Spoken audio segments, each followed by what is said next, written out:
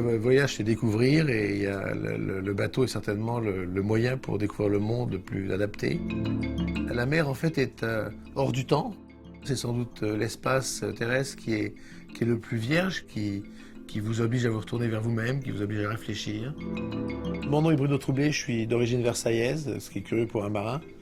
Et j'ai été toujours passionné par la mer, ce qui fait que j'ai commencé à faire des régates à l'âge de 12 ans et que j'ai jamais arrêté.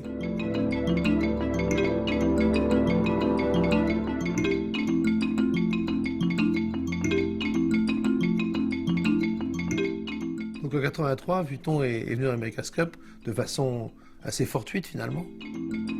En 82, on a eu une réunion des équipes, des skippers. Et puis finalement, c'est nous, challengers, qui étions obligés de sélectionner le meilleur d'entre nous-mêmes.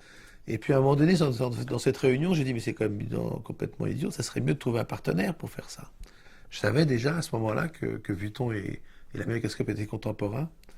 Et j'ai appelé Vuitton à Paris, et puis on m'a dit, écoutez, c'est intéressant, on vous rappelle en fin d'après-midi.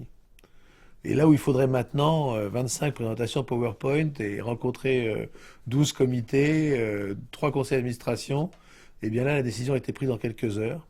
Et Vuitton est devenu donc le title sponsor, c'est-à-dire l'organisateur et le nom de cette sélection des challengers qui est devenue en 83 la Louis Vuitton Cup. Et ça a été un démarrage en fanfare parce qu'encore une fois, le premier vainqueur de la Vuitton Cup a gagné l'America's Cup.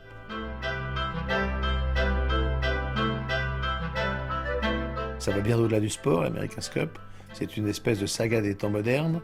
Il y a des choses extrêmement intéressantes sur le plan humain. D'ailleurs, je ne sais pas pourquoi, mais la Coupe de l'Amérique a toujours attiré ou créé des caractères hors du commun.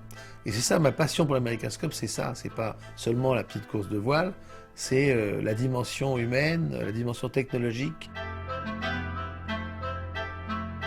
Raoul Gardini, l'Italien sur Moro di Venezia, qui a gagné la Vuitton Cup en 92. Il était persuadé qu'il allait gagner l'America's Cup. Et j'oublierai jamais, on était en réunion avec lui, avec Gardini, avec un certain nombre d'autres personnes. Et puis son architecte est allé voir le bateau américain. Et il est revenu. Il était totalement liquéfié. Et il a dit, écoutez, les Américains ont trouvé un truc, on n'a aucune chance de gagner. Et j'oublierai jamais, ça a duré l'espace de quelques secondes, j'oublierai jamais le visage de Gardini, qui était sûr de gagner, qui avait besoin de gagner pour survivre, et qui d'un seul coup a réalisé, eh bien, on lui a expliqué qu'il ne gagnerait pas.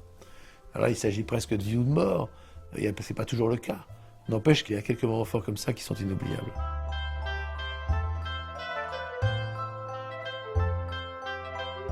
Yves Carcel et le dirigeant de Vuitton ont décidé de revenir dans l'America's Cup et donc d'avoir une nouvelle Vuitton Cup en 2013 à San Francisco. C'est finalement un petit peu un retour aux sources. Ça va nous permettre de célébrer les 30 ans de la Vuitton Cup. C'est de loin le plus long partenariat sportif au niveau du nom d'une épreuve, quel que soit le sport. C'est aussi un témoignage d'une fidélité, du fait que finalement cette America's Cup fait partie de l'ADN de Vuitton. Et en plus, les Américains ont décidé de faire cette prochaine Vuitton Cup, cette prochaine America's Cup, sur des multicopes, des catamarans.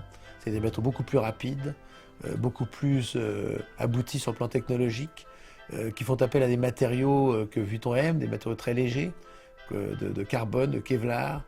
Les bateaux auront des voiles rigides, ils iront 3 fois la vitesse du vent, et c'est une nouvelle ère qui s'ouvre, et on va redevenir un modèle, on va redevenir des précurseurs par rapport au reste de la voile mondiale, et c'est certainement très intéressant sur le plan du discours et sur le plan philosophique.